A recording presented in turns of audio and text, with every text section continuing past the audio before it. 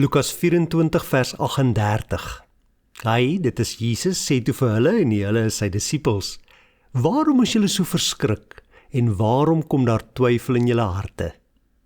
Jesus verskyn aan die Emmausgangers. Dis nou 2 volgelinge van hom wat op pad is na Emmaus, 'n klein dorpie 12 km buite Jerusalem. En hulle praat met hom en hy lê aan hulle die skrif uit en dan wanneer hulle in Emmaus kom, dan gaan hulle oë oop en hulle herken hom. Maar dan verdwyn hy uit hulle gesig. En dan sê hulle vir mekaar, maar het ons harte nie warm geword op pad toe hy met ons gepraat het en vir ons die skrif uitgelê het nie?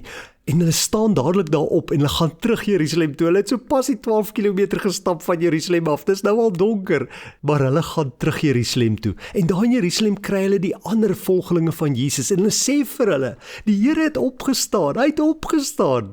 Ja, en hy het aan Simon Petrus ook verskyn, hy het die oggend van sy opstanding aan die vrouens by die graf verskyn. En hulle vertel vir almal wat op pad met hulle gebeur het.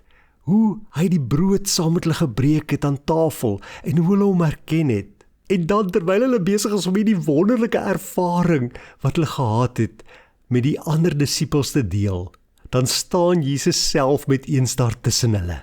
En hy sê vir hulle, vrede vir julle. En wat gebeur? Die disippels skrik hulle dood. Hulle is geweldig bang, want hulle dink hulle sien 'n spook. En dis dan wanneer Jesus vir hulle sê, waarom is julle so verskrik en waarom kom daar twyfel in julle harte?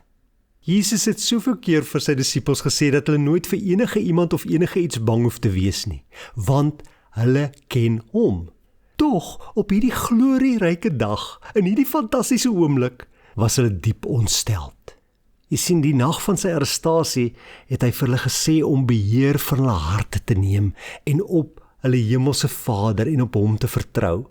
Maar selfs na Jesus' opstanding het hulle nog nie geleer om op sy woorde staat te maak en hom te vertrou nie. Sukkel jy dalk ook, soos die disippels met 'n klomp bekommernisse? Is jy dalk ook bang en benoud oor wat die toekoms of vandag selfs vir jou inhou? Kyk jy na die deurmekaar wêreld en weet jy nie watter kant toe nie? Jy sien, wanneer ons bang is, vergeet ons Jesus se woorde of ons kies om dit op sy te skuif. Maar Jesus kom sê vir jou wat bang is, wat onseker is, wat vol twyfel is. Hy sê vir jou, waarom is jy so verskrik? En waarom kom daar twyfel in jou hart? Kyk na my hande, kyk na my voete. My kind, kom na my toe.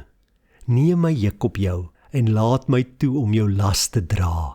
Hoor my woorde, glo hulle en handel daarvolgens, want dit is hoe jy jou liefde vir my kan toon. Jy hoef nooit ontstel te wees nie. Jou teestander, die Satan, kan net dit wegneem wat tydelik is. Maar jou ewige lewe is veilig by my. Jy is veilig in my hand. Onthou dit vandag. Jy is veilig in God se hand. Here, ek erken dat ek dikwels ook bang en bekommerd en onseker raak, ook soos die disippels.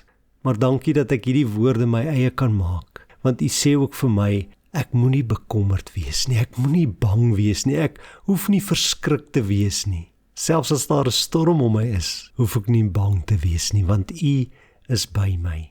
In U hande is ek veilig. Ek loof en ek dank U dat U die dood oorwin het en dat U ook alle vrees en alle bekommernis daarmee saam oorwin het. Amen.